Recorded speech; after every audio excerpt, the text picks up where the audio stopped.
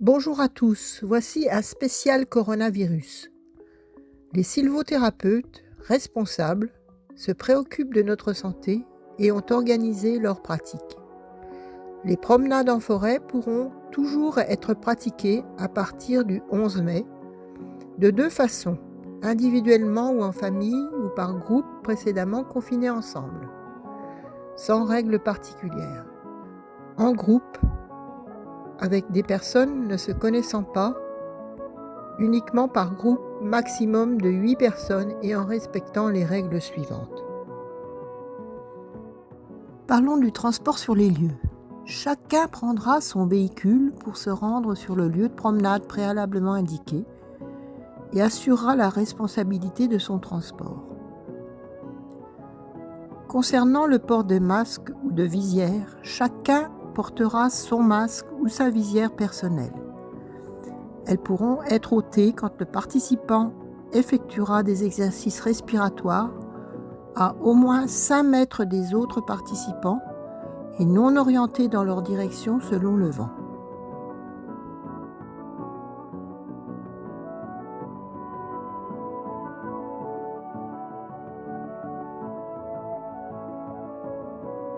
Qu'en est-il de la distanciation ? Une distance de 1,50 m à 2 mètres, qui correspond à la distance entre deux bras écartés, devra être scrupuleusement respectée entre chaque participant et sera contrôlée par un bâton étalonné ou une corde.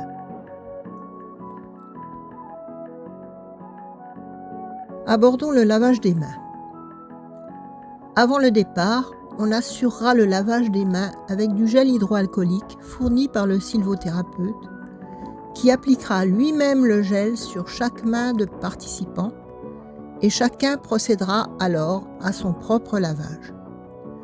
Cette manœuvre a pour but d'éviter la manipulation du flacon par les participants.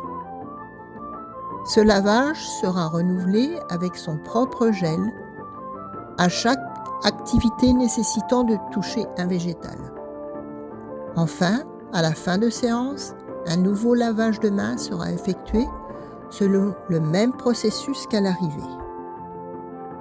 Il n'y aura plus de prêt de matériel comme auparavant. Chaque participant apportera son sac en toile contenant une bouteille d'eau, son antitique, son masque et sa visière ou sa visière, son foulard, un morceau de carton et une paire de ciseaux, un bol, des gâteaux si nécessaire, un rouleau de papier ménager, son gel hydroalcoolique pour usage personnel pendant la promenade. Concernant l'aspect pratique, ces consignes seront fournies aux participants avant chaque séance par mail et rappelées à chaque début de séance, avec signature d'un document qui engage chaque participant à suivre les consignes de distanciation et d'hygiène. Concernant le paiement, les séances seront payées d'avance par virement ou chèque envoyé au minimum une semaine avant, lors de l'inscription. Il n'y aura plus de paiement en espèces. Merci pour votre écoute et votre attention. Au revoir et à bientôt dans la forêt.